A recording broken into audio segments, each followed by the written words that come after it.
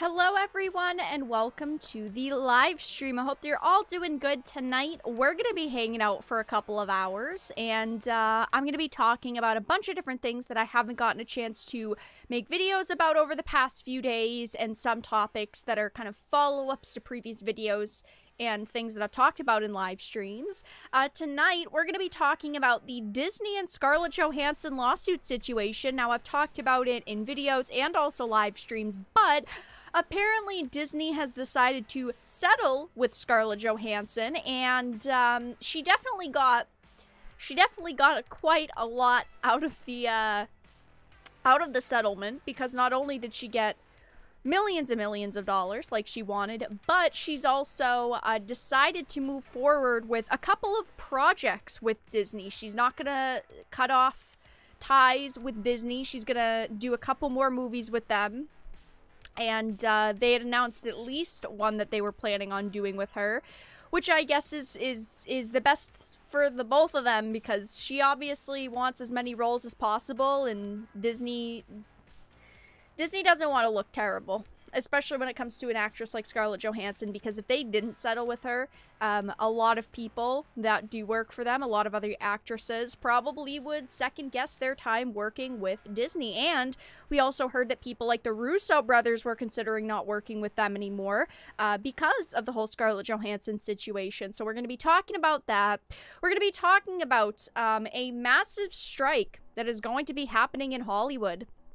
About 60,000 people are voting to strike for various reasons, of course, like always, between pay, between just quality of life when it comes to jobs in Hollywood, many different things, but doesn't sound that good for Hollywood. Excessively unsafe and harmful working hours, unlivable wages, consistent failure to provide reasonable rest during meal breaks, work days, weekends, stuff like that. So right now there's about 60,000 Hollywood workers that are saying, I'm voting for a strike. And of course, Hollywood is reacting to this. There's a lot of actors and also people in Congress coming forward and backing up these people and the strike they want to go on. I'm going to be talking about China and video gaming. I talk about China a lot here in the live streams when it comes to the video game industry. I usually like to focus these topics on live streams, but China's ramped up censorship of video games has put a halt to video games approval. Now, whenever China puts new guidelines in place when it comes to content, they ban things, they say things have to be restricted, of course. Companies have to, dedicate a lot of time to fixing those things in versions of games they want to release or upcoming releases. And apparently no games have been approved for 2 months as of right now. So that's a giant problem for the companies that, of course, have bent over backwards to get their games put into the Chinese region. And I also wanted to talk about No Time to Die. It releases this weekend. And even though there are no audience scores yet for it, there are some critic scores already released, and it's sitting at about an 80% through a couple of different sources like Rotten Tomatoes. And I also want to talk about the director admitting the film is woke while attempting to deny it. Now, obviously, I have not seen it yet, and most of us have not seen it yet, but it will be releasing this weekend, and a lot of people have a lot of worries over it and a lot of assumptions as to what content is going to be in the movie, but those are the topics we're going to be discussing tonight. Welcome, everyone. Hope your evening is going well, and we'll start with the first topic in just a couple of minutes. But hello, everyone. While I hate Disney, I was hoping she'd get blacklisted for being a moron. Well, the thing with Scarlett Johansson is that she wasn't really being a moron. That's the thing, is that she had a contract in place, and even though I don't like Scarlett Johansson, I don't like Disney either, but a contract is a contract, and they needed to uphold that contract, or at least work with her on said contract, and they didn't want to, and she made it public, and of course they didn't want that, and a lot of other people were saying, you know, we're not going to work with Disney either until this is resolved, like the Russo brothers. And now she's getting everything that she wants, and it works out for Disney, because even though they have to pay her a shit ton of money, they were already probably thinking that they were going to have to. They're also getting this high-profile actress for a couple more projects. We know at least one of them right now, but they said that there are several projects in the works that she will be joining, so, I mean, it's what they all wanted, I guess. James Bond is dead, don't make any more movies. It's such a shame to have to hear, you know, people's opinions on James Bond, because this movie might be terrible. I don't know. Maybe it will be. Maybe it'll be amazing. Who knows? But it's such a shame because, you know, James Bond has always been, for the most part, such a cool franchise, and now it's not that it's not cool anymore, it's just we've got a couple of mediocre movies over the past few years, and it seems the direction that they're going in with the rumors of No Time to Die, it just kind of seems like a lot of people would be pretty uninterested in it, and probably wouldn't enjoy it that much, which is such a shame because it has been such a cool franchise over the years, and of course, you know, it's 2021, so every company wants to, you know, choose the most diverse, you know, actors and stories possible and go for the underdogs, and it's not just James Bond anymore. It's, well, yeah, you know, James Bond is in this movie, but we've got to change everything about the character because in the past he could have been sexist or misogynistic, and he's made one comment and he flirted with women, so now, of course, we have to change everything about it. Yeah. I don't like Scarlett Johansson. I hate Disney more. Yeah, I mean, I've talked about it a few times here on the channel, but I'm not a big fan of Scarlett Johansson. I mean, she's just another actress in my opinion. Do I think that she's been good in movies? Absolutely. But do I think that she's like some godsend, unreplaceable actress? No. In my opinion, she's not that good. But when it came to the situation, obviously, she had a contract, and Disney needed to follow that contract or work with her to make a new contract, and apparently they didn't want to, so they tried to ignore her. From what she and her lawyers were saying was like a year to a year and a half. They were just kind of ignoring the situation. Then she went public, and, you know, now we see how this is ending. In several more movies for her, Disney gets to keep a high-profile actress for a bunch of projects, and she walks out of this with like $60 million. But we'll talk about that in a minute. I'm going to start with the Scarlett Johansson thing, just because there's not too much here, but I wanted to read a little bit of this article and go over the general situation. Just because I don't think we're going to be hearing about this lawsuit again, ever, because it's done now. So I figured we'd wrap it up with a 3-minute time slot, because let's be honest, who wants to talk about Scarlett Johansson? Isn't James Bond supposed to be a smooth-talking, womanizing spy? You know, maybe in the past, but it's 2021, and we need to be with the times. We need to be respectful to women, okay? And flirting is illegal in 2021. Men cannot flirt with women, whether they're fictional characters in a video game, characters in a movie, whether they're real people. It doesn't matter. It doesn't matter. Gotta be respectful. No more flirting. No, you shouldn't even talk to a woman now unless she starts the conversation. Okay? If she says you may initiate conversation with me, then you can talk to her. Otherwise, you better not be going to a grocery store and saying hello to the deli lady, because she could get you for sexual harassment. She's gonna call the police on you. She's a mediocre looking female and her acting skills are average too. Yeah, I'm not the biggest fan of Scarlett Johansson. Well, she's been good in some roles, don't get me wrong. But she also, at least to me, is kind of overhyped, a bit overrated. I'm just not like, oh my gosh, Scarlett Johansson's in this project. I just have to go and watch this movie only because she's in it. I don't really have that for a lot of actors or actresses. I don't really look at a cast list and go, oh my gosh, this actor is in it.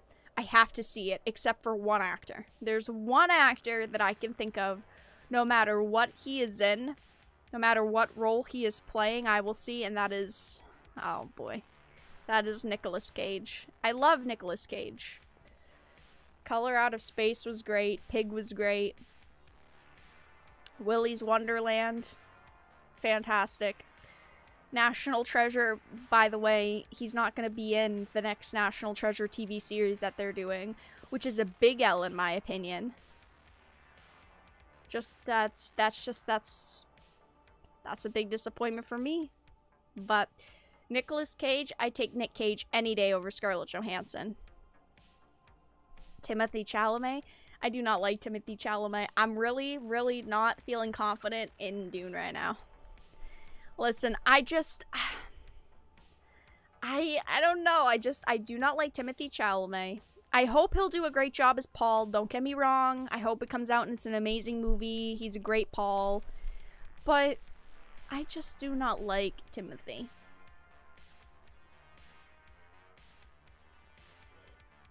Nicolas Cage is a meme-worthy greatness, a masterpiece of acting. It's exactly, he's a masterpiece actor. He is truly just, he's the best. I mean, if you don't want, if by the way, we should have gotten Nicolas Cage, Superman. If you have the choice between Nicolas Cage and any other actor, and you don't go with Nicolas Cage, instantly loss of money. At least from me. At least from me. You don't want a serving of Soy Atreides. I truly do not. I mean, maybe it'll be amazing. I also am not a big fan of Zendaya. We'll get into the first topic in 1 minute. I'm also not the biggest fan of Zendaya. She hasn't been bad in the things that she's been in, don't get me wrong. I feel like she's an overhyped actress. Do I think she's awful? No. But do I think she's great? No. I don't know. Yeah, ridiculous not to have Nick Cage in National Treasure. I know they're doing like a TV series or something, and they don't have him in it. What kind of big L is this? They couldn't even get Nick Cage anymore. It's just, it's a shame. It will not be the same. I will not be watching this TV series. I won't. If Nick Cage was in it, I'd be on my breaking hits list. I'd be ready to watch it the second it dropped online. He's not in it. I'm not watching it. Ugh, Amber Heard. Oh no. Can't even go one stream without hearing her name. I feel like Amber Heard is just, she's so bad. Oh boy. She's just not good at anything except for abusing men. Like, she's just not good at acting. You would fucking think someone who is an actress would actually be half decent at acting, and she's not even that attractive. Like, I don't know. I don't know how she's staying in Hollywood. I don't know who she's hooking up with, but she's got to be hooking up with a lot of people. She's just not a good actress. She's not that attractive. I don't know. I'm just not a fan. Luckily, I'm not a man, so I'm safe from her abuse. But then again, she apparently abused her ex-girlfriend as well, so I'm not safe. No one is safe. I feel bad for her kid. That's gonna be rough. That's gonna be a rough life. I don't know. You know, maybe now that Elon Musk is single, and he broke up with Grimes, or whatever her fucking name is, the wackadoo, okay? Maybe now that he's single, they'll actually be together. They can get married without a prenup, and she could take half of Elon Musk's career as well. I mean, I don't know. She's setting her sights big. Yeah. I can't stand Amber Heard. Boy, oh boy. if I'd ever had to see one actress in Hollywood again, I mean, Scarlett Johansson might be up there, but Amber Heard is for me, is the top dog. She'd be out. Now, I'm not about that cancel culture, I'm just saying. If I didn't have to see one actress in a movie ever again, and I'll never support another Amber Heard project again, but it'd be Amber. Alright, guys. Let's move into the first topic of the evening. Oh, by the way, really quickly, guys, before we get into the first topic, there are new emotes on the channel. If you're a member of the channel, check out the link in the description to support via memberships. You get access to them in the live stream chats, and if you're a member of our Discord server, you also get to use them in Discord, but there are 3 new emotes. There's a sheesh emote, a donation emote, and a Vera angry emote, so check those out. I think they came out really good. They're from the same artists as last time, so I'm really impressed again, but they're finally active, which I'm super, super happy about. Scarlett is looking pretty good right now compared to Amber Heard. I mean, honestly, yeah. If I had to pick one, I'd pick Scarlett Johansson, but I mean, just because Amber Heard has done shit that she should go to jail for.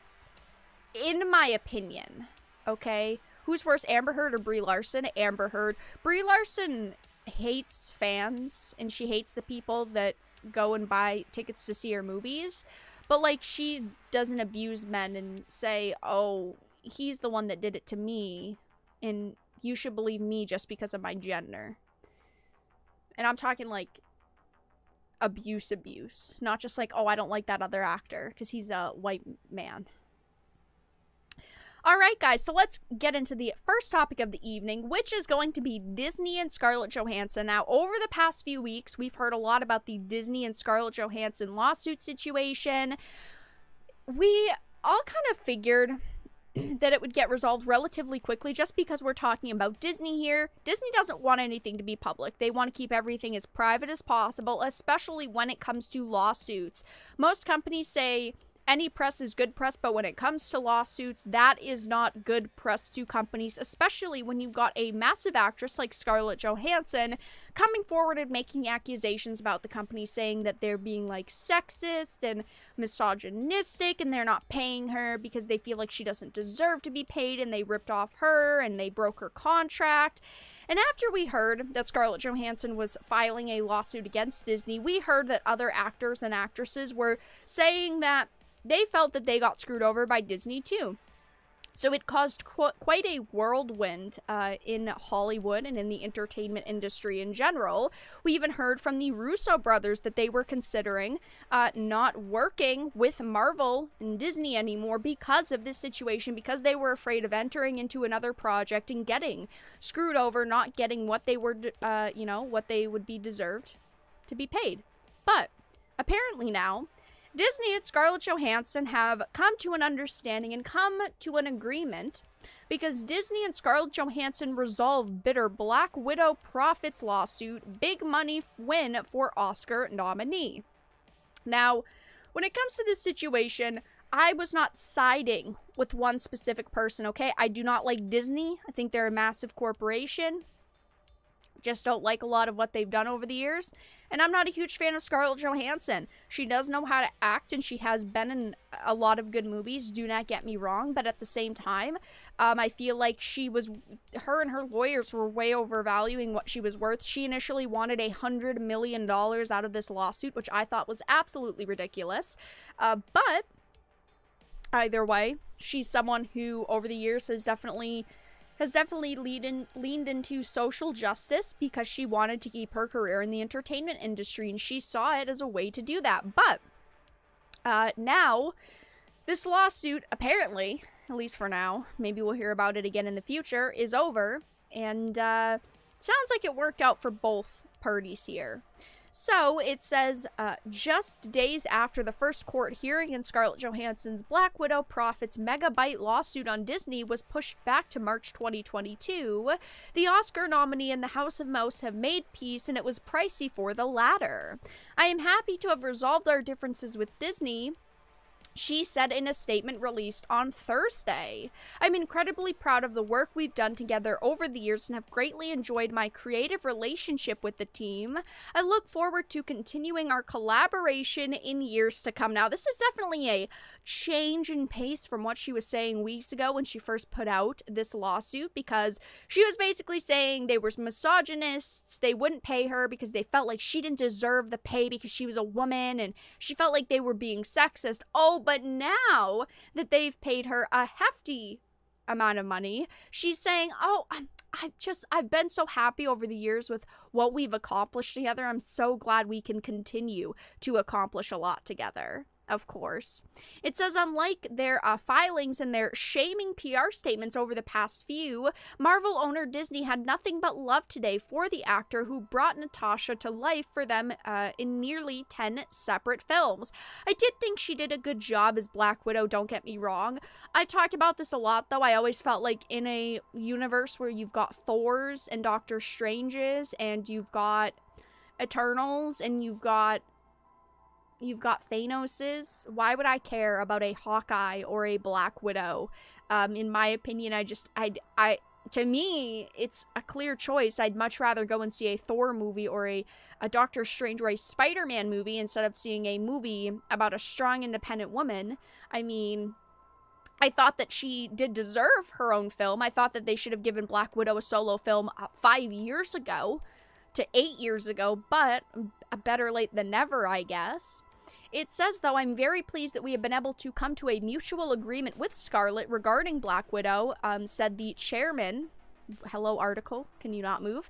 Disney Studios content. "We appreciate her contributions to the MCU and look forward to working together on a number of upcoming projects, including Disney's Tower of Terror." This is the first project they announced that they are having her work on after this lawsuit. She is going into Tower of Terror. We do not know, besides this project, what else she'll be a part of, but it sounds like they have a deal for several films or maybe a TV series. We don't know yet, but it sounds like they've got her for a lot of projects, which is kind of understandable because, I'm going to be honest, if I was Scarlett Johansson and I was walking into this lawsuit and Disney finally said after weeks, "We want to make a deal with you," I'd probably say, yeah, I want my money up front, or I want at least the amount of money that I want, and I want projects. I want other projects. I want security. Do I blame her for doing that and for signing with Disney? No, but it's like, weeks ago she was talking about how they were misogynistic pieces of shit. Oh, because they won't pay me because I'm a woman. But now she's like, oh, they're great and amazing and I love them just because they threw her $60 million. Hey, I wouldn't deny $60 million either. But at the same time, I guess that's how she became, the biggest actress in Hollywood.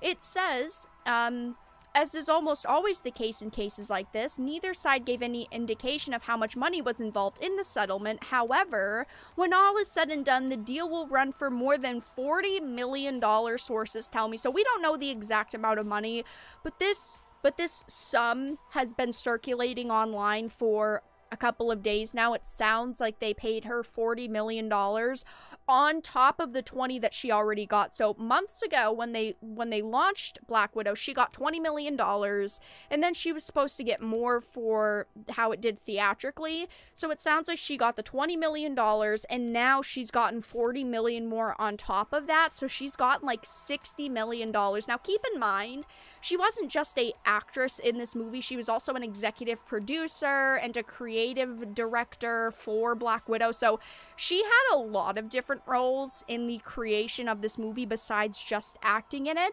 So is $60 million really that much?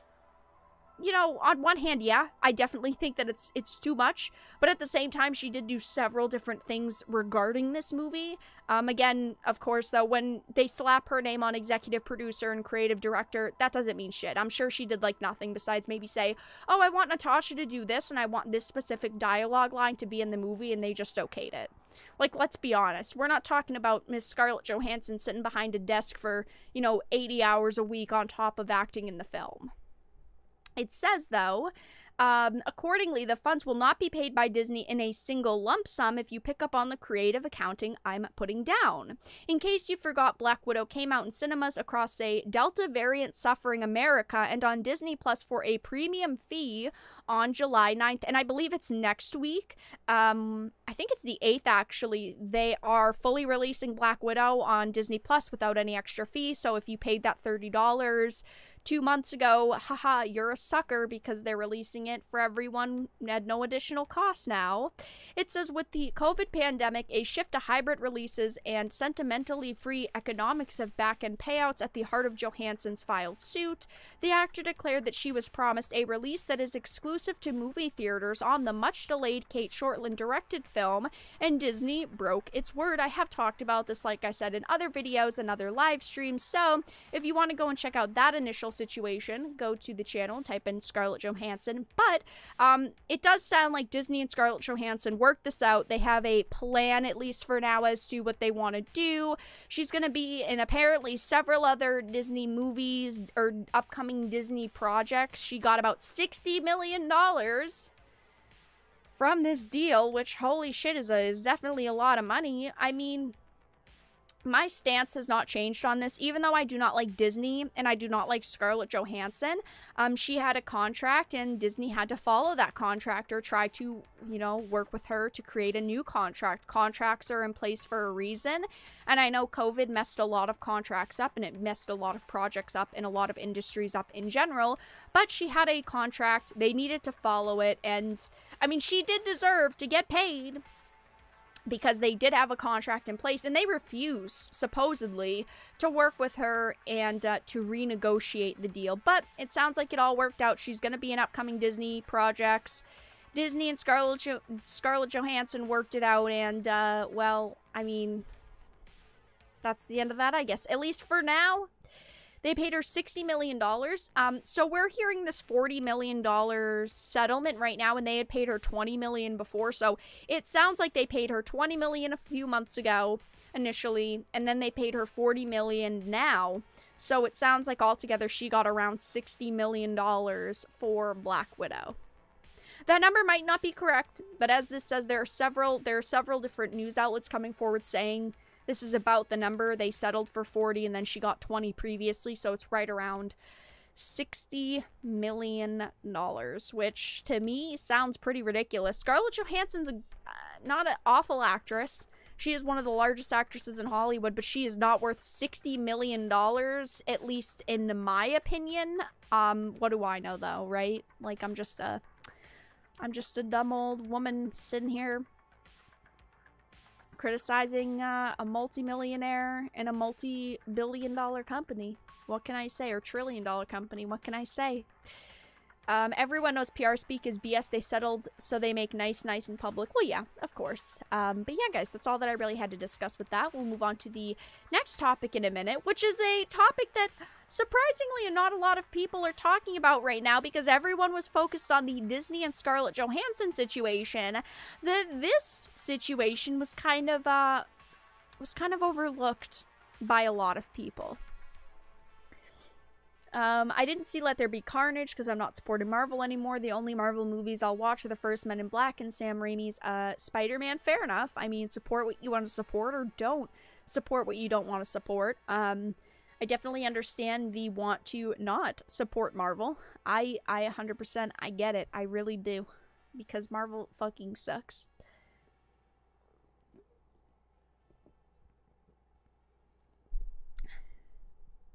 I hear Disney and Marvel are cheapskates. Well, I mean, what company gets to the size that they are without spending, or with spending too much money, you know? Of course they want to spend as little money as possible, and they want to screw people over and not have to pay them. It's why people like the Russo brothers were worried about working with Marvel again after this whole Scarlett Johansson situation, because they were like, we don't know if we're going to get paid if we do another project. So if they can't keep, you know, contracts with the actors and the actresses they already have, why would we want to sign more contracts with them? So I completely get it. Disney screwed themselves over by trying to screw over Scarlett Johansson. If they had just released Black Widow exclusive to theaters, it probably wouldn't have made enough at box office to pay her $40 million extra. That's true, because the initial contract was that she got a percentage of what it made in theaters. So they could have just had it released. Well, it's because they wanted more money. It's because they wanted more money, they got greedy, but they literally probably wouldn't have had to pay her like $40 million if they had just released it theatrically for the, I believe it was 90-day period, but they decided not to, and they had to pay her $60 million in total. So, I mean, honk honk, clown world, am I right?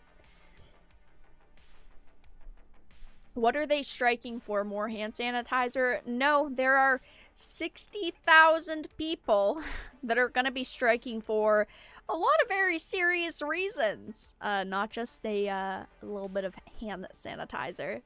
Now, Bob Chapek is a really great guy. I mean, if Bob Chapek wants to, you know, reach out, hit me up, let me know. But, Disney, Marvel, all of it sucks. It really does. I'm gonna be honest. Scarlett Johansson in the 2024 remake of Song of the South Duet. Oh, too offensive. Can't have that. Disney was burned by their own greed. They deserved it. Oh yeah, I think that they did deserve it. Again, I do not like Disney and I do not like Scarlett Johansson, but at the end of the day, she had a contract in place, and I'm all for, you know, upholding contracts, and they should have upheld their side of the deal. I mean, it's as simple as that. And if they didn't want to, they should have actually tried to work with her on coming up with a new deal. But they didn't, and they got screwed over. And, I mean, honestly, I'm not gonna shed a tear for Disney. That's for heck sure. Why would I care? I mean, Disney's done so much bullshit over the years. Why would I want to defend them? It's like, yeah, on the other side is a Scarlett Johansson, but I do not want to defend Disney. I do not want to. Both sides of it were pretty terrible, not gonna lie, but it is what it is. Alright guys, so let's move into the next topic of the evening, which I'm going to be covering this in a video tomorrow, so I'm only going to skim through this initial article. I'm not going to read too much of it or give too many of my thoughts on it, so you guys are forced to watch my video tomorrow morning. But right now, there's a pretty massive situation going on with Hollywood, and not a lot of people are talking about it. The Disney and Scarlett Johansson situation has definitely been taking the news rounds over the past few days, and a lot of people have been primarily talking about that. But right now, Hollywood is facing a massive situation because the IATSE, which I'll read in a minute about, members overwhelmingly approved strike authorization. The AMPTP says it remains committed to reaching an agreement. So, in an overwhelming show of union solidarity, the IATSE members have voted to authorize a nationwide strike against film and TV productions if last-ditch negotiations with the AMPTP, too many abbreviations, fail to produce a fair deal. Now, we're not just talking about 1,000 workers here, or 2,000 workers here. We're talking about almost 60,000 Hollywood workers here. It says the vote, 98% in favor, now gives the IATSE president indisputable authority to call a strike if he and the AMPTP, president fail to reach an agreement in the coming days. It says, reflecting the frustration felt by below-the-line crew, the near-total mandate is the union's first nationwide strike authorization vote and brings the union one step closer to its first-ever nationwide strike. It says, with the digital ballots going out early on October 1st, it looks like the majority of the members made their opinions known in opening hours of voting. There are a lot of people right now that are going to be joining in on this strike and are supporting this strike for a bunch of different reasons, like I'm gonna read. It says almost 90% of eligible guild voters in the 60,000 member bargaining unit cast a ballot, according to the IATSE this morning. To give some perspective on the scale of that participation, that nearly 90% is about triple the turnout 3 years ago when members ratified their last contract. We're not just talking about a couple of people here. We're not talking about just a couple of members here of a group. Donated $3.50. Thank you for the $3.50 donation. Strike. They are ruining entertainment too fast as it is. Yeah, thank you for the donation. But this says breaking the IATSE members. Oh no, I clicked it by accident. Well, that's okay. TV and film production voted to authorize the first nationwide industry strike in our 128-year history. 98.68% voted yes, and the voter turnout among eligible members was nearly 90%. These are massive numbers. Now, when it comes to strikes, and when it comes to something like Hollywood, let's be honest, if there were just like 2,000 or 3,000 people out of all these almost 60,000 people that were voting to strike, studios would fire them. Let's be honest. If it was like 3,000 people, these studios would just fire these people and hire new members. But we're talking about 98% voted yes, and there's a 90% turnout right now. We are talking about thousands upon thousands of people here. We're talking about full studios that are like, yep, that's it. We're going on strike. And of course, Hollywood is reacting to the situation, and I don't like a lot of mainstream Hollywood actors. A lot of the people on this list I do not like, but there are a lot of people that are coming together, supporting this strike authorization, saying things like enough is enough, I stand in solidarity. Again, a lot of people I do not like here, a lot of people I do not want to side with, but at the end of the day, they are trying to support people and support workers who feel like they've been wronged. And here's just a couple of the reasons why they're going to be striking. It says excessively unsafe and harmful working hours, unlivable wages for the lowest paid crafts, consistent failure to provide reasonable rest during meal breaks, between workdays and on weekends. Workers on certain new media streaming projects get paid less, even on productions with budgets that rival or exceed those of traditionally released blockbusters. There are members of Congress supporting this, other actors and actresses supporting this, and like I said, I'm going to be talking about this in more depth in a video tomorrow, but ultimately, these people should be getting paid what they deserve, okay? They should be getting fair breaks, they should be, you know, in safer environments, and they should not be working harmful or excessive working hours. And we do have to take into consideration that I know a lot of people do not like Hollywood, and I know a lot of people are say things like boycott Hollywood and don't support Hollywood anymore, but these are not actors and actresses like Scarlett Johansson's and Dwayne "The Rock" Johnson's, okay? These are the people that are doing the more grunt work. These are the people that are doing things behind the scenes, like camera work and makeup, and these are not people that make Hollywood as bad as it is. These are not the people making creative and executive decisions. These are the people that don't have a voice, that do need people to stick up for them and, you know, say, hey, we're going to stand in solidarity with these people. So I think it's a very important situation that a lot of news outlets right now aren't really talking about, probably because they want to sweep all this under the rug and hope that it goes away and everyone goes hush hush on it, which I think is absolutely ridiculous. You know, I hope that obviously in the next coming days they reach an agreement and these people get what they deserve. But ultimately, we're just going to have to wait, and we're just going to have to see. Because right now, we really do not know. But again, you know, if this was just 1,000, 2,000, 3,000 people, you know these studios would just fire everyone that was back-talking them, basically. But there are 60,000 people that are speaking against this right now, so it's not something they can just easily, you know, brush under the rug and sweep under the rug. We're talking about massive studios here losing thousands upon thousands of workers. But that's all that I really had to discuss with this topic. Like I said, I'm going to be talking about this more in a video tomorrow. I'll be reading some more details and more information about it, but I just kind of wanted to read the general situation. If you guys have any thoughts, I'll break here for a few and read chat. They make us work 16 to 18 hours on the lot because the pay is garbage and the workers quit immediately. Yep. It's obviously, again, I know that a lot of people do not like Hollywood, and I know a lot of people, you know, say boycott Hollywood, boycott mainstream movies. If you don't want to support Hollywood, that's perfectly fine, okay? But these are not the Scarlett Johanssons and the Rock Johnsons. These are not the greedy executives sitting on piles of money.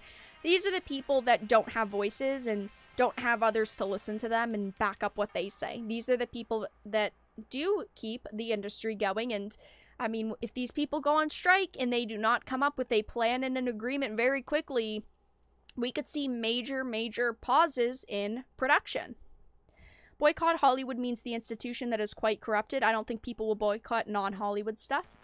You never know, because sometimes people say, oh, I'm going to boycott this thing, and then they boycott much more than they initially anticipated.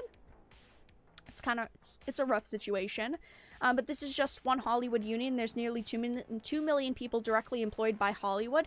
Yes, that is true, but we're talking about 60,000 people here. That's a lot of people.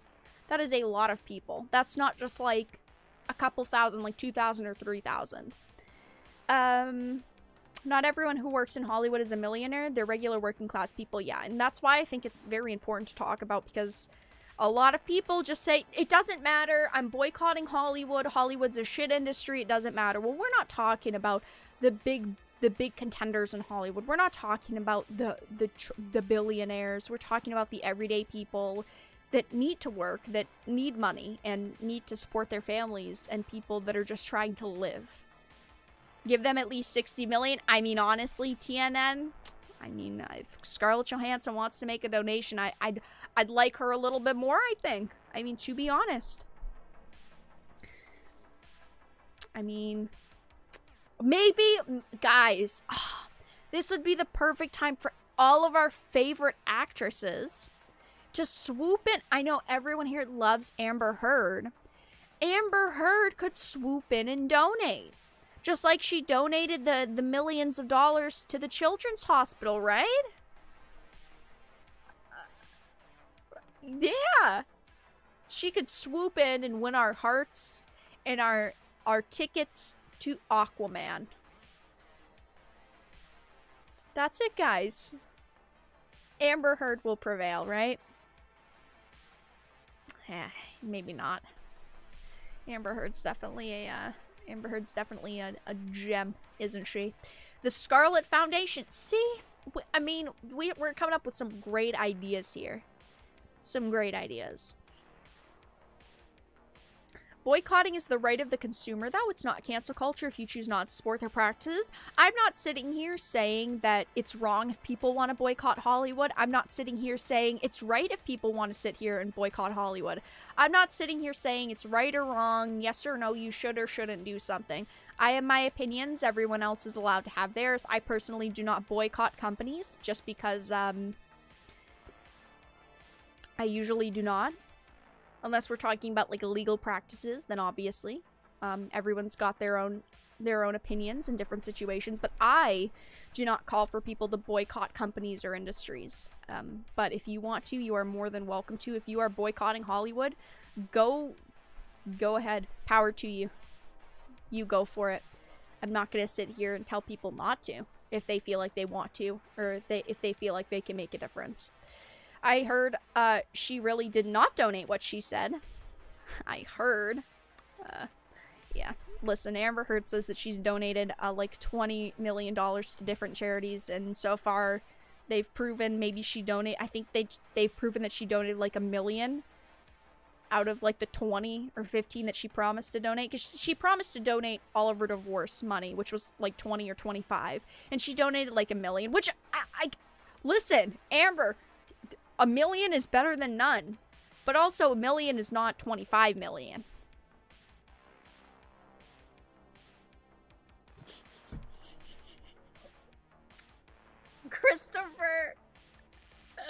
I can't read. I can't read chat when I'm taking a sip of my drink. Amber could lend a hand or chop one off. Listen, for all intents and purposes, that's a Halloween joke because it is October 5th. That is a joke, okay? Nice Halloween joke. Don't sue me, Amber Heard.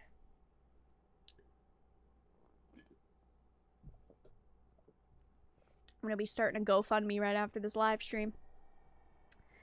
Don't donate money. Buy food carts, doctors and med supplies on set for them, and different teams of set crews come in to cover for each other. There's a lot of different things that are being outlined right now that could be done differently. Lots of different things that could be changed around in the industry. Ultimately, we're going to have to see what happens and what agreement they reach. But, I mean, the longer it goes on, the more productions are going to be hurt by this.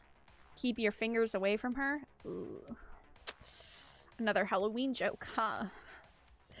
Guys, whenever I say Amber Heard's name, I'm instantly demonetized. So, if you're enjoying the live stream, give it a like. If you're not, give it a dislike. If you become a member of the channel, you get access to our brand new emotes. You also get to support me, be able to talk about Amber Heard without being punished. Because I've said her name, and now it's gonna be a yellow dollar sign. So, thanks for being here. Check out the links in the description. All appreciated. Judge in the UK ruled in her favor partly because of her so-called donations. Yep, and that judge, I don't remember his fucking name, but he also talked about how stunning and brave she was because she came forward with her story of abuse, and she was, you know, she could have faced major ramifications to her career, and she could have faced all these different awful things, and her career could have been ruined because she came out and admitted the hardships she went through. I mean, there's also videotapes of her saying, well, I'm a woman and I can get away with whatever I want because I'm a woman. No one's going to believe you because you're a man and I'm a woman. Oh, she only donated 500,000 out of the 7 million. Well, to that, I remember that she had initially said she was going to donate all of her divorce settlement, and she ended up getting like 20 million or something like that. And then it came out that she'd only donated like a small portion to the children's hospital that she said she was going to donate to. And then she said there were like 2 other organizations that she was going to donate to. Either way, it was all bullshit and she lied. Allegedly. Boycotting en masse, I think, is a respectable form of consumer protest. We could have used it more with the game journals decided to turn against their consumers. I have a lot of thoughts on boycotting, and I've mentioned them before, and I'm not going to talk about it too much here, but boycotting, while yes, people have a right to boycott if you want to boycott a company, I think that's great, but I think a lot of people say they're going to boycott something and then don't.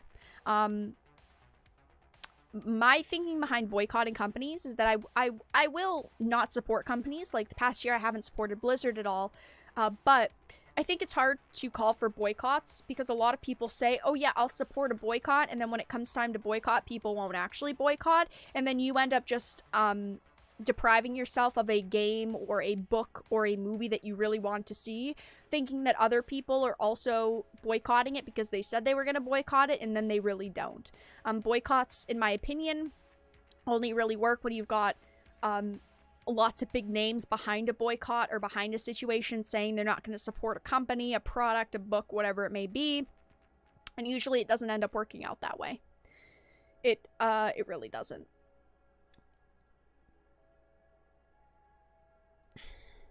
Yeah, judge in UK is CRT/CGT corrupt. Yeah. Never follow the herd. Big true. China has a big list of censorship demands. Did you guys see that? Yeah. I've talked about it over the past few weeks. Actually, the past, like, 2 discussion streams, I've talked about China and their ramped up censorship and things they're forcing out of video games. And I also talked about the new rules when it comes to children only being able to play 3 hours on the weekends, like an hour a day, between 8 p.m. and 9 p.m. But there's a bit of a situation when it comes to China. There's a bit of an update on the China situation. And like I said, I've been talking about China and the video game industry for years now here on the channel, obviously. But Lately, there's been a lot of news when it comes to the video game industry in China just because they keep changing a lot of things around. They keep banning more things, forcing censorship upon companies. A lot of companies have said that they're going to support, you know, China and the new rules no matter what they are, no matter what the consequences. But this is a Reclaim the Net article. It says China's ramped up censorship of video games has put a halt to video game approvals. Now, this is not something that is rare when it comes to video games in China. There are times where there will be months and months and even a year plus where there is a halt with video game approvals. They will stop approving video games, or it will go super, super slowly. It will move at snail mail pace, but that is happening again, apparently, because no games have been approved for upwards of 2 months now.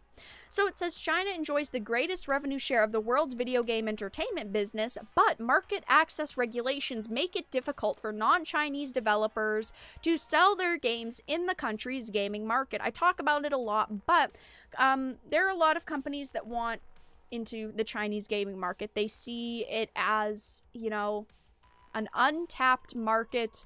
There's a lot of untouched potential there, so they'll do whatever they can, no matter what it is. If it's censoring games, creating new games from scratch, changing things around, it doesn't matter because they want a slice of the Chinese gaming market pie. But games, according to a memo seen by the SCMP, are a new art form that must emphasize proper values while also embracing China's history and culture. Yes, proper values. Whenever you hear about Chinese video gaming industry, we hear about proper values, which is basically the same as global audiences, okay, trying to please specific people. It says, and since the recent memo ordering a crackdown on many aspects of video games and video game content, not a single game has made it past regulators in the past 2 months. This is definitely an unfortunate situation for the people that are in China that want to play video games, but it's not that surprising of a situation. It's something that we see happen quite a lot.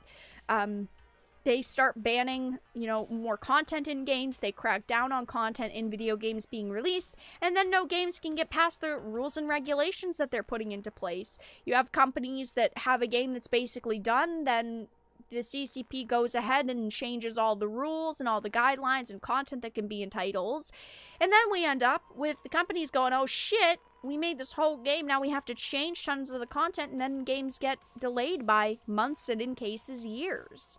It says, in accordance with the country's latest published gaming rules, review rules, which are broad in scope, regulatory reviews will look for red flags such as whether a video game violates Chinese laws, leaks state secrets, propagates superstitions, spreads violence or gambling, or instigates minors to harm themselves, among other things. These are just a couple of things that they have recently banned. I mean, if you look at the list of things that are banned in the Chinese gaming industry, there are thousands of things. I mean, there are so many different things. You can't have blood. If you have anything that looks like blood, it has to be different colors, and you know, it can't look like blood. And then you have, like, you can't have skeletons, you can't have ghosts, you can't have specific words, specific flags, specific terms, can't have specific themes, you can't have violence, you can't have gambling, you can't have all of these different things.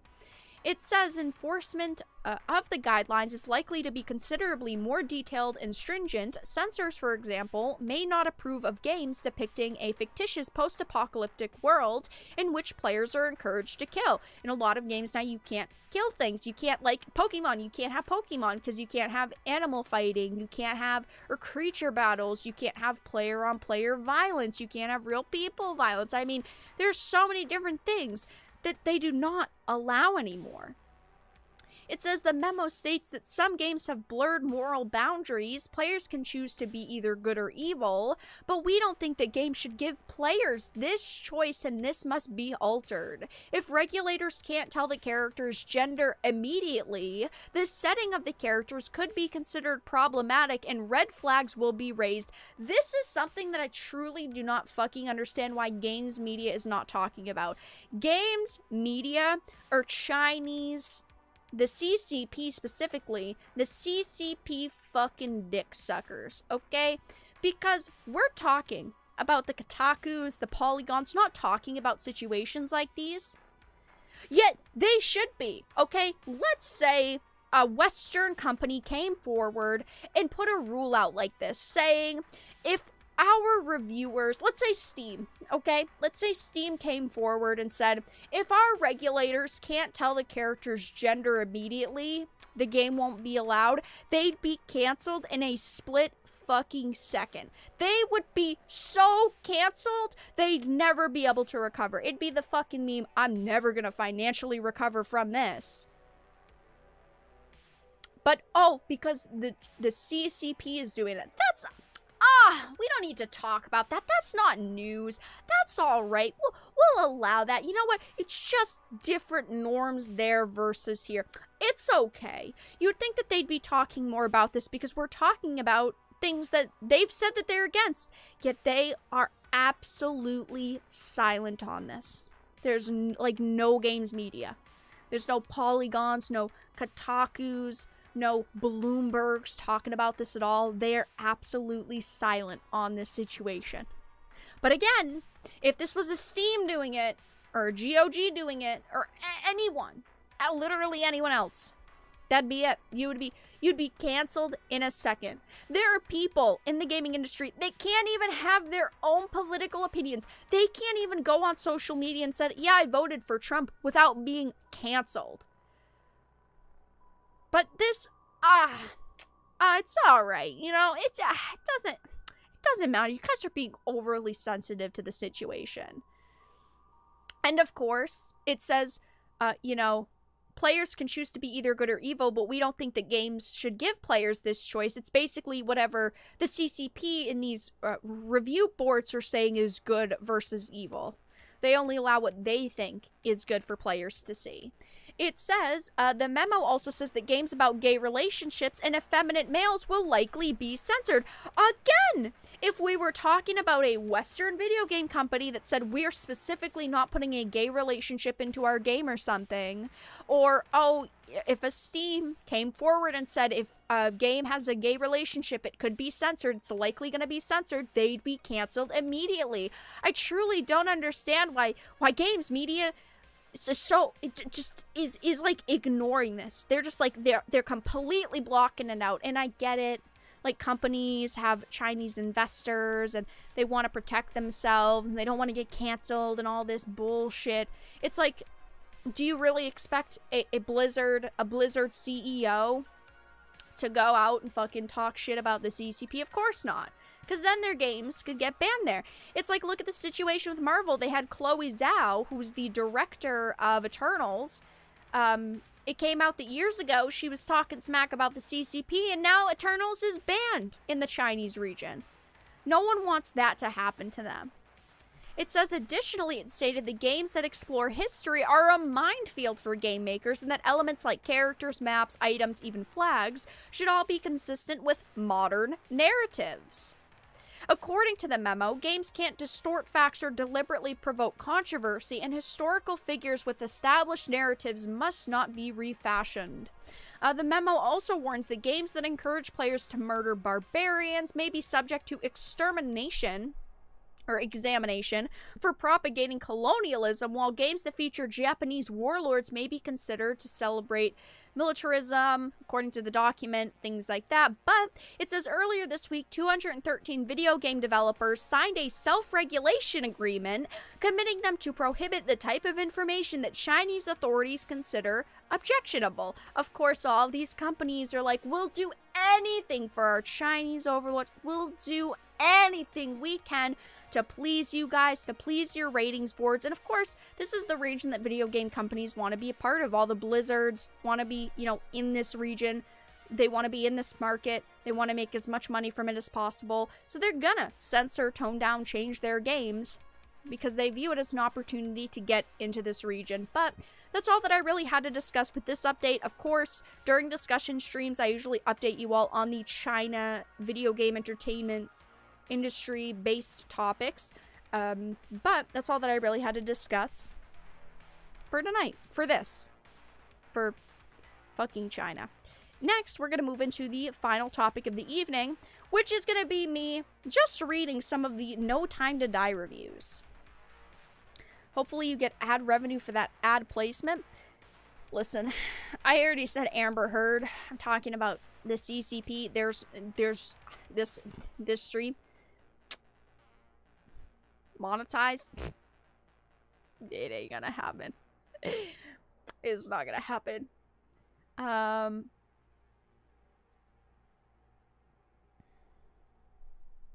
Apparently the CCP hates women wearing pants and men without bowl cuts. Yeah. Yeah. They want everyone to look a certain way, act a certain way, be a certain way. And that's just it. They do not care about individuality, about people having their own choices. I mean, even with the video games. Hold on, I unplugged my headphones. Even with video games. Oh, what we think players should be able to see, what we think is good versus evil. You know, that's what they allow.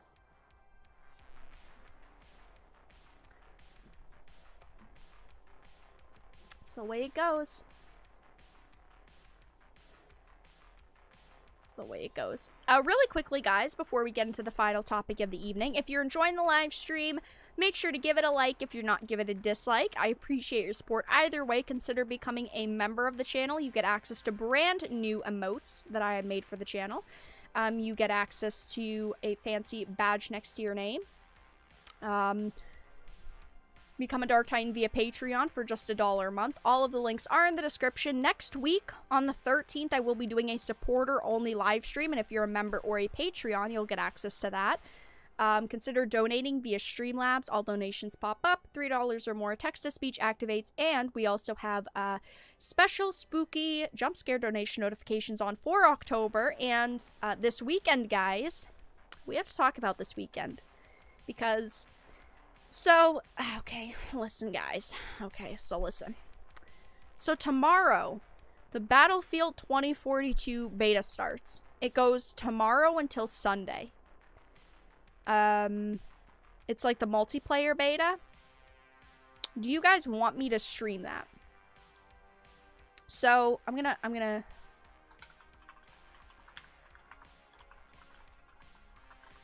put up a poll real quick. Yes, no. Battlefield 2042 multiplayer beta. Do you want to see me stream that for a day or two? Because this weekend, I'm planning on starting a Halloween game. I'm not sure what game yet. I'll let you guys know in the next couple days. But because it's October, obviously, I want to do a ton of Halloween games, lots of Halloween content. Last weekend, in the past few days, I've been streaming Amazon's new MMO, New World, which I've had a ton of fun with. But Battlefield 2042, the beta, is like a couple days long, goes until like Sunday. If you guys want to see me stream that, I could probably fit a day in. You'll have to let me know. Maybe like on Thursday I could do that, but over the next few weeks, because it's Halloween, I want to do some Halloween spooky games, but I didn't know if you guys want to see the beta. I'm assuming that most people are gonna say yes, just because, you know, it's a beta. The game doesn't fully launch for another month. Lots of people are pretty excited for Battlefield. Thought I'd ask. But I'm thinking maybe streaming it just like for one day and just kind of showing it off for a couple of hours. But I wanted to know everyone's opinions. Yeah, 28% no, but 72% yes.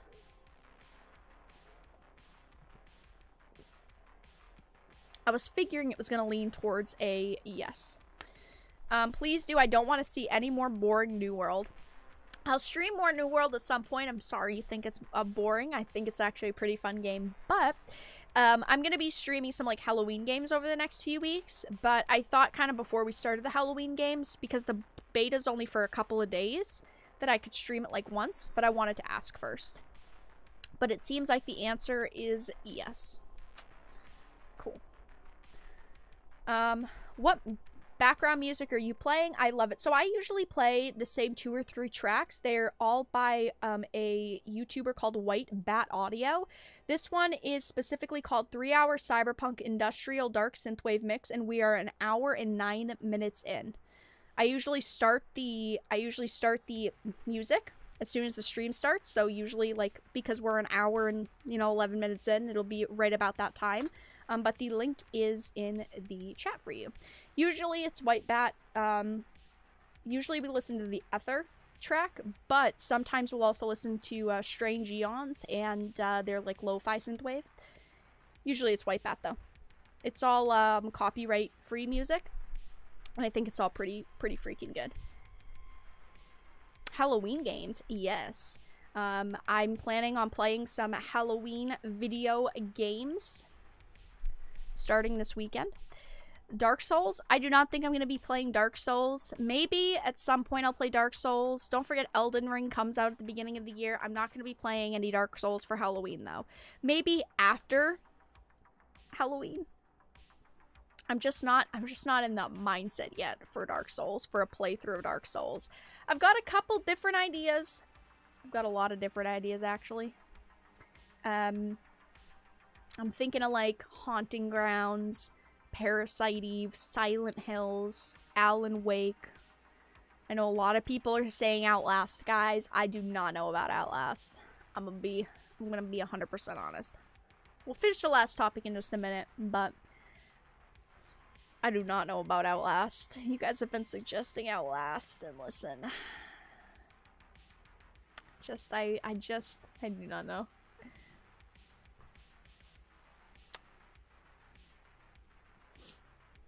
But yes, 71% yes, 28% no. Cool. So I'll probably do at least one Battlefield 2042 stream. Anyone ever see that space tampon ad?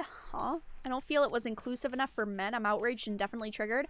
I have no fucking clue what a space tampon ad is. I don't know if they've got William Shatner going up to space with Blue Origin showing off tampons, but if they do, good for him. I mean, get the money you deserve, am I right? Castlevania. I don't know if Castlevania would be something I'd do for Halloween, but that would be something I'd maybe stream at some point. Fatal Frame also. If you guys have a Fatal Frame suggestion, leave it in chat. Varadark equals ideas. I've got a lot of ideas. I've got a lot of thoughts. I've got a lot of things I'm considering. Listen, okay? There's still almost a month left of Halloween, okay? First week, I'm fine with it being a wash. It's the next ones that matter. And it's the next ones, I have no clue yet what we're doing. I still don't know what I'm doing for my birthday stream yet. My birthday's on like a Wednesday, I think. Oh, it's on Tuesday. In 3 weeks, it will be my birthday stream. No clue what I'm gonna do for that either. Who fucking knows? Okay? I got no clue. Okay? The alcoholic Mountain Dew is not gonna be out for my birthday, so it's gonna be pretty lame birthday. I got the feeling. Hello Kitty Island Adventure and Club Penguin. Guys, Club Penguin, Webkins, Neopets, Wizard 101. Alright, are you guys ready? Outlast VR? Yeah, no, that's definitely a no. That's definitely a no. For sure. But alright, you guys, let's move into the final topic of the evening, which is gonna kind of be a chill discussion topic. I'm just gonna be kind of reading some of the No Time to Die critic reviews.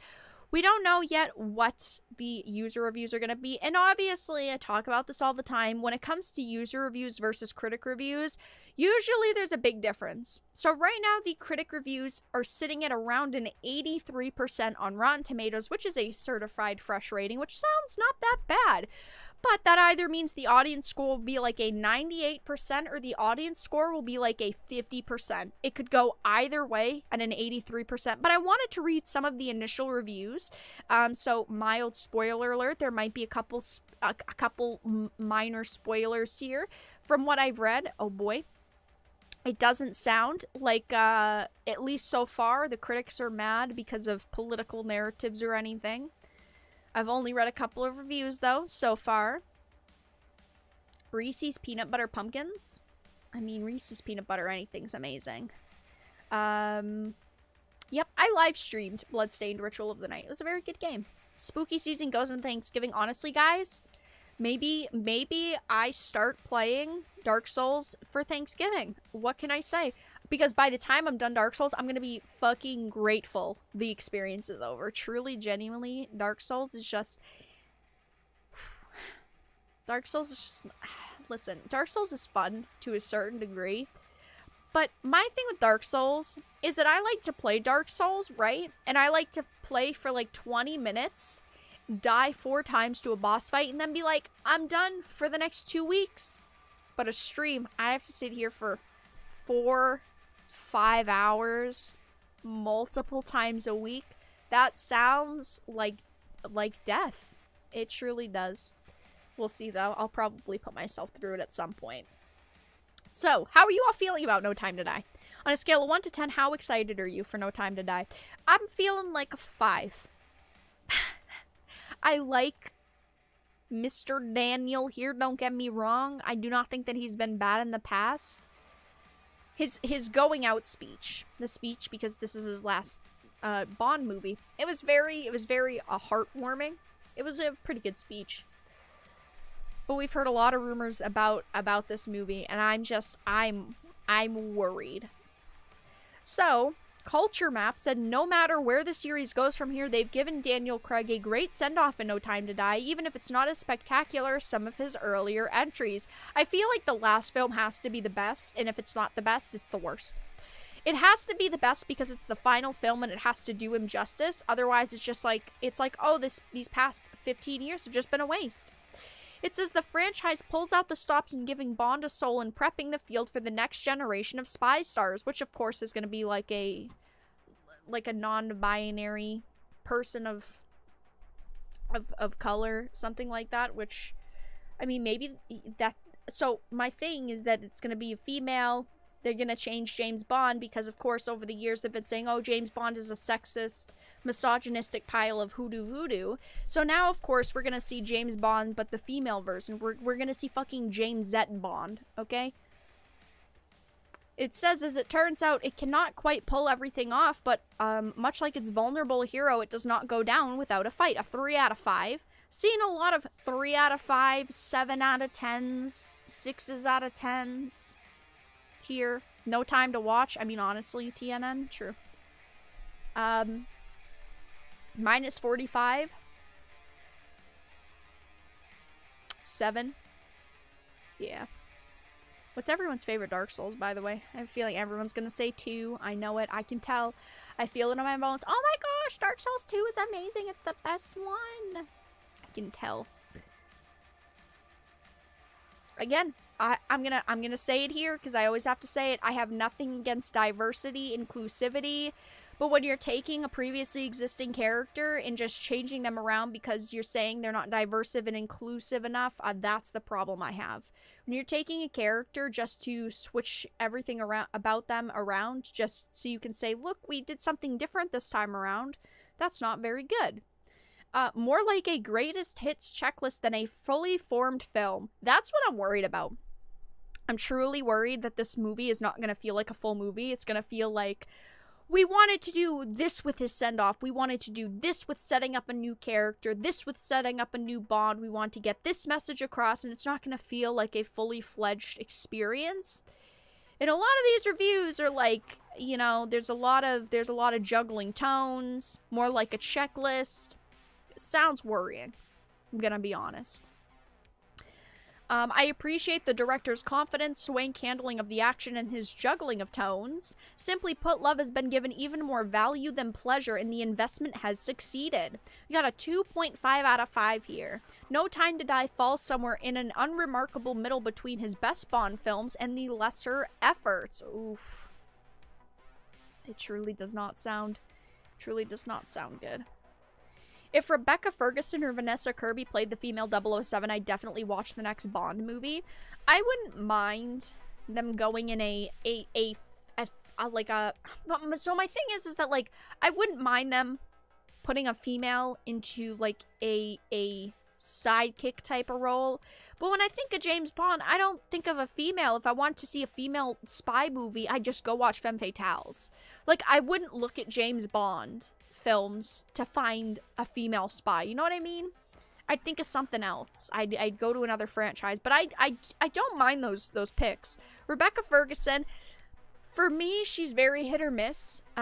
She's also playing Lady Jessica in the new Dune. I don't know. She's a little too...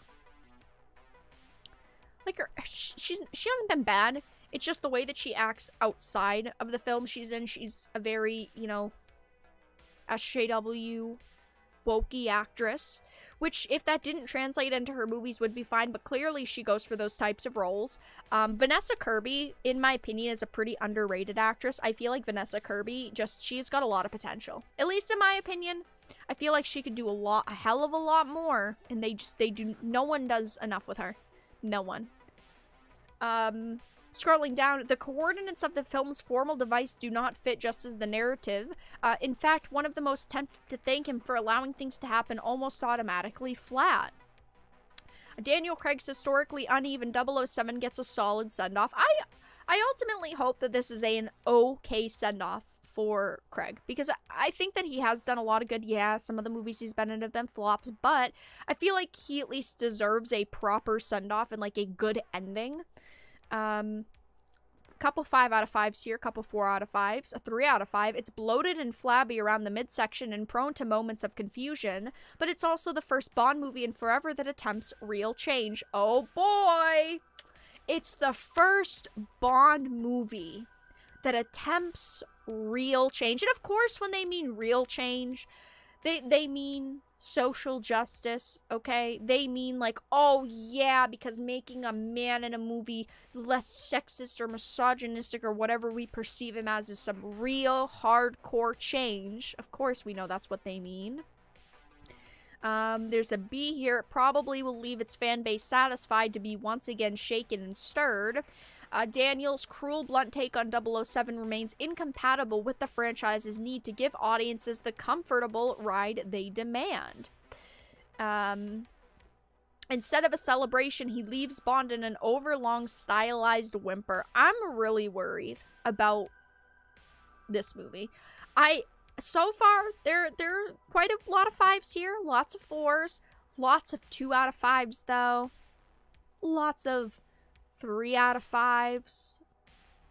Not so many 5 out of 5s.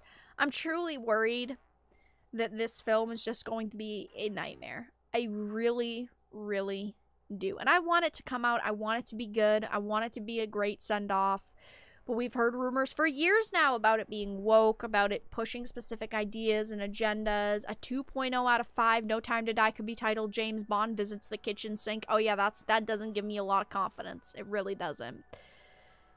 I'm just, at this point, I do not think that this movie's going to turn out as amazing as we're hoping it's going to be. I will see it, definitely. But who knows when it's going to happen? And I guess we'll see in the next couple days how this movie turns out. But guys, that's all that I really had to discuss during the live stream. We talked about No Time to Die. We talked about China ramping up its video game censorship.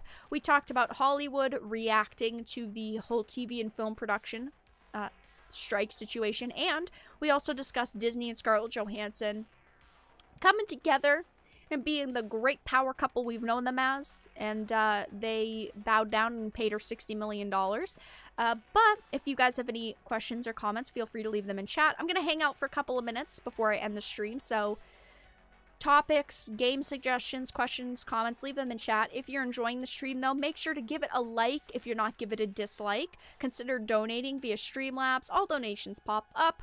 Consider becoming a member of the channel. All that fun stuff is in the description.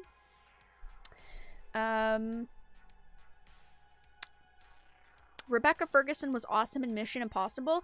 I don't think Rebecca Ferguson is a bad actress.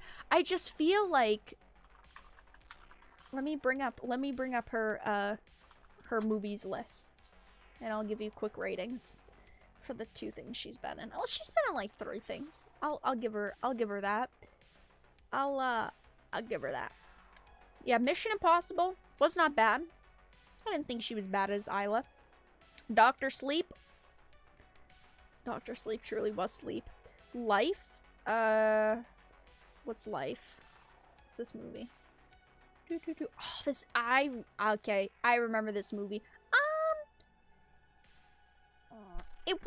Life wasn't terrible. I just also felt like it was a 5 out of 5 or a 6 out of 6. I felt like Life was... I didn't feel like it was the best movie it could have been. What rating does it even have? IMDb a 6 out of 6. Honestly, fair enough. I'd probably give it like a 6 out of 6 as well. I'm truly not mad at that rating. What else is Rebecca here, Benin? Reminiscence. Reminiscence was... I really liked Reminiscence, actually, because I liked the... just like the vibe, the atmosphere of the movie. I'm a huge fan of Hugh Jackman. Big fan. Did not think that it was bad. It was slow. It wasn't fast-paced at all, but film noir wasn't really supposed to be.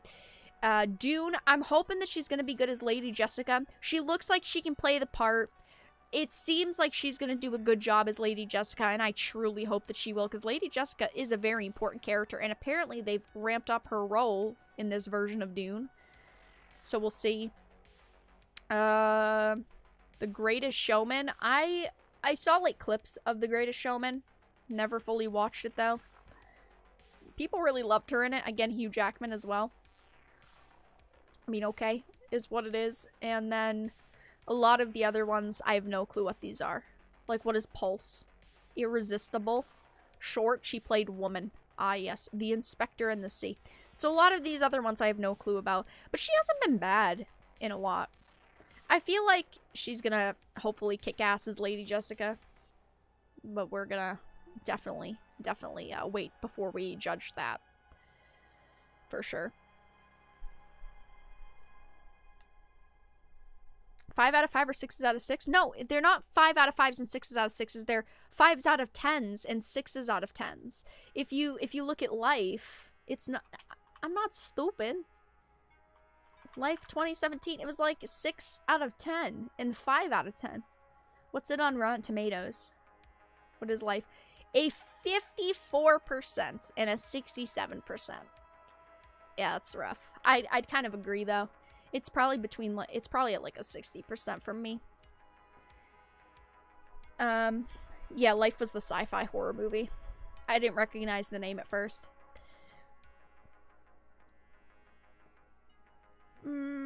Lord of the Fallen. I'll check it out at some point for sure. Reminiscence was underrated in my opinion. The world building was awesome. The mystery was kind of by the numbers.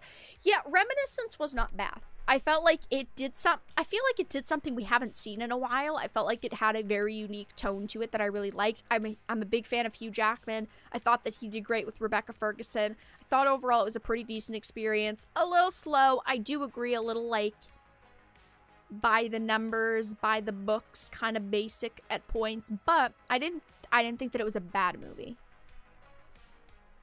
I'd probably give Reminiscence like I think a 65%, maybe a 70. It wasn't bad. Life is the One. Check out Lord of the Fallen. It's most likely deeply discounted now. Yeah, I'll definitely check it out at some point. I do not know if I'll stream it, but I'll check it out for sure. Lords of the Fallen. 2014. Oh, I remember seeing this game. I never got around to playing it. But I do... Yeah. I remember this image. This image of this boss. I remember that. It did look cool. I feel like that's kind of the main marketing for the film, though. I mean, the game, though. But yeah. I'll check it out. Hello, Tom. Hope your evening's going well. But yeah, if you guys have any last-minute questions or comments, feel free to leave them in chat. I'm gonna wrap up stream in just a few. Yeah, they haven't used her for much more in roles. Yeah, I feel like Rebecca Ferguson's been in quite a bit, don't get me wrong. I'm not sitting here saying she's a no one. I just feel like she hasn't been in as much as I would expect her to be in. I feel like she's definitely become more mainstream lately. I think it's mainly, though, because of things like The Greatest Showman. And I think, again, she's gonna do hopefully pretty well as Lady Jessica, but we'll see. I mean, here's also piracy. Shh. Piracy. We don't talk about that around here, guys. I would never, ever Support. Okay, piracy.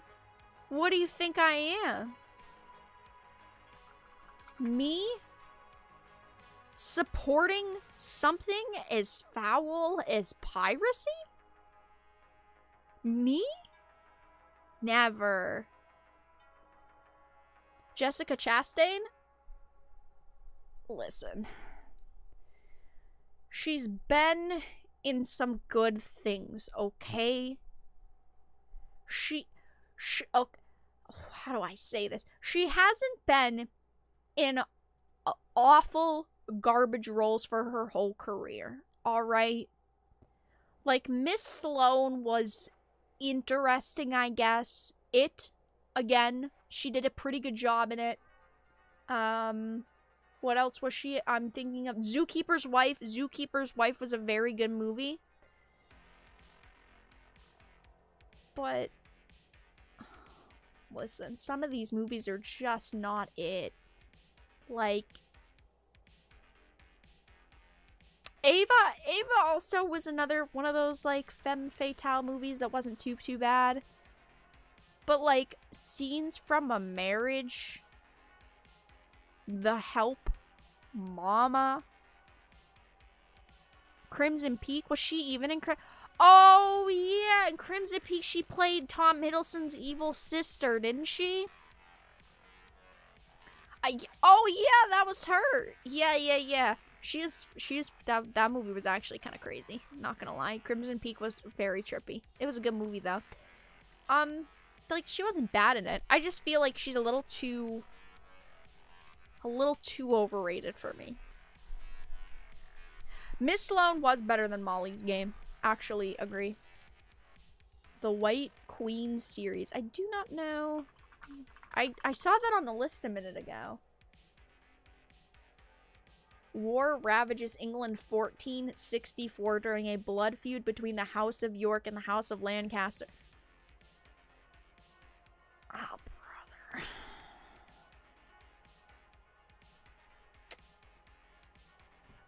Who else does it have in it? Alright, who else? 3 different yet equally relentless women vie for the throne in 15th century England. Oh, brother. Another Tudor series? How many is that? 55 at this rate? No Varadark web, right? Of course not. Who do you think I am? I would never support pirating movies online. Chastain is a female Bond.